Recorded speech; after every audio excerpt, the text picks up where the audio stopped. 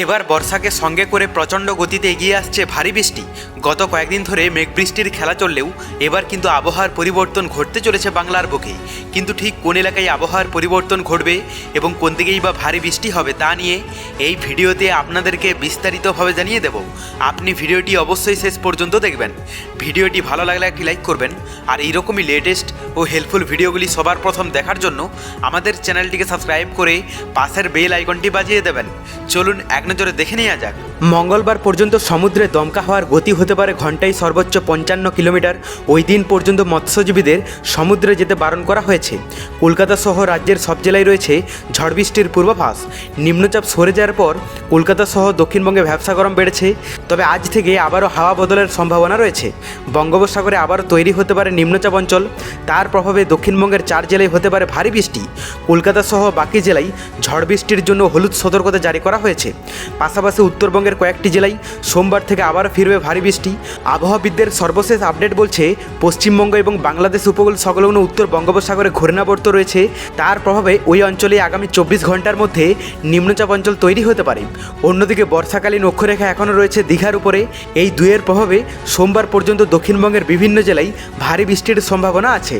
তো এরপর আমরা যদি লাইভে আপডেটটা দেখে নিই, প্রথমে আমরা যদি আজ সকালের দিকে পশ্চিমবঙ্গের দক্ষিণবঙ্গের এলাকাগুলোর কথা বলি, তো এখানে কলকাতা থেকে শুরু করে হাওড়া, হুগলি, কৃষ্ণনগর, বহরমপুর, মুর্শিদাবাদে মোটামুটি পরিষ্কার আবহাওয়া দেখতে পাওয়া যাচ্ছে। সেই সঙ্গে বর্ধমান, খড়গপুরের আকাশও পরিষ্কারই থাকবে। কিন্তু এখানে দুর্গাপুর থেকে শুরু করে আসানসোল, বাঁকুড়া, পুরুলিয়া, ধানবাদ, নিচের দিকের কথা বলতে গেলে জামশেদপুর, চাকুলিয়া, এই সমস্ত কয়েকটি এলাকা আছে যেগুলোতে হালকা ফুলকা বৃষ্টি হতে পারে। এবং এখানে সমুদ্র উপকূলবর্তী এলাকার মধ্যে হলদিয়া, সাগরদ্বীপ, কাকদ্বীপ এগুলোতে কিন্তু হালকা বৃষ্টি দেখতে পাওয়া যাচ্ছে। বৃষ্টির সম্ভাবনাটা একটু বেশি থাকবে পরিমাণে পুরুলিয়া, জামশেদপুরের কাছাকাছি এলাকাগুলোতে। বাদবাকি এলাকাগুলোতে হালকা থেকে মাঝারি বৃষ্টি হতে পারে।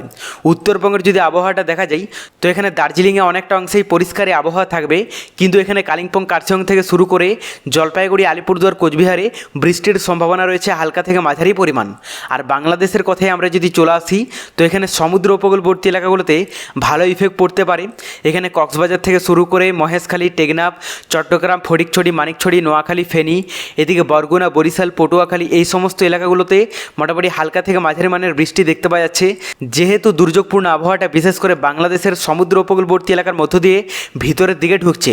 যদিও ভিতরের এলাকার মধ্যে বেশিরভাগ এলাকার আবহাওয়া পরিষ্কারই থাকবে, তবে তার মধ্যে এখানে যা দেখতে পাওয়া যাচ্ছে সিলেট থেকে শুরু করে ময়মনসিংহ, বগুড়া, রাজশাহী, পাবনা, যশোর, ঢাকা, মাদারীপুর, উপরের দিকের কথা বলতে গেলে রংপুর, কুড়িগ্রাম, দিনাজপুর এগুলোতে মোটামুটি পরিষ্কারই আবহাওয়া থাকবে, সেই রকম বৃষ্টির সম্ভাবনা নেই। এরপর আমরা দুপুরের দিকে আবহাওয়াটাও দেখে নেব। তো দক্ষিণবঙ্গের কথা বলতে গেলে গত কয়েকদিনের মতো দুপুর বিকেলের দিকে যেরকমভাবে বৃষ্টি হচ্ছে আজও তার নিস্তার নেই।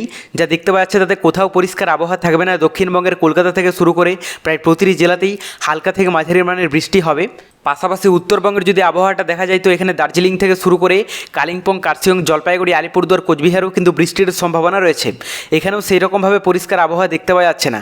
আর বাংলাদেশের কথায় আমরা যদি চলে আসি, তো এখানে সমুদ্র উপকূলবর্তী এলাকাগুলোতে সকাল থেকে শুরু করে দুপুর বিকেলের দিকেও ভালো ইফেক্ট পড়তে দেখতে পাওয়া যাচ্ছে।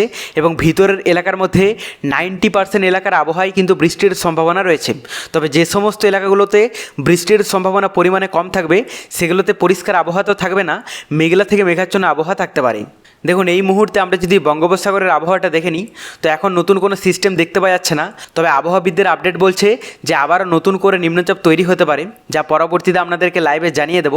এখন যা অবস্থা তাতে মৌসুমি অক্ষরেখা এবং বর্ষার দাপটের ফলেই কিন্তু পশ্চিমবঙ্গ সহ বাংলাদেশে এরকমভাবে বিক্ষিপ্তভাবে বৃষ্টির কিন্তু সম্ভাবনা রয়েছে। তো এরপর আমরা তাপমাত্রাটা দেখে নেব যে আজ বৃষ্টির ফলে তাপমাত্রায় কতটা কি চেঞ্জেস লক্ষ্য করা যেতে পারে।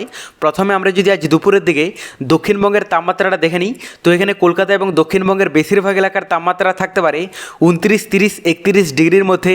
পাশাপাশি উত্তরবঙ্গের যদি তাপমাত্রাটা দেখা যায়, তো এখানে দার্জিলিং, কালিম্পং, কার্শিয়ংয়ে 25 থেকে 26 ডিগ্রি থাকবে। আর এদিকে জলপাইগুড়ি, আলিপুরদুয়ার, কোচবিহারের তাপমাত্রা থাকতে পারে 31 ডিগ্রির মধ্যে।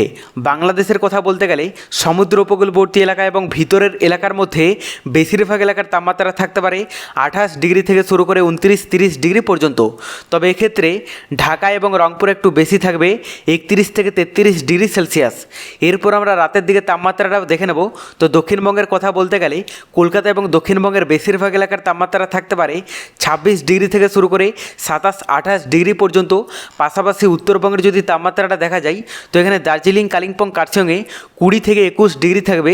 আর এদিকে জলপাইগুড়ি, আলিপুরদুয়ার, কোচবিহারের তাপমাত্রা থাকতে পারে 26 ডিগ্রির মধ্যে।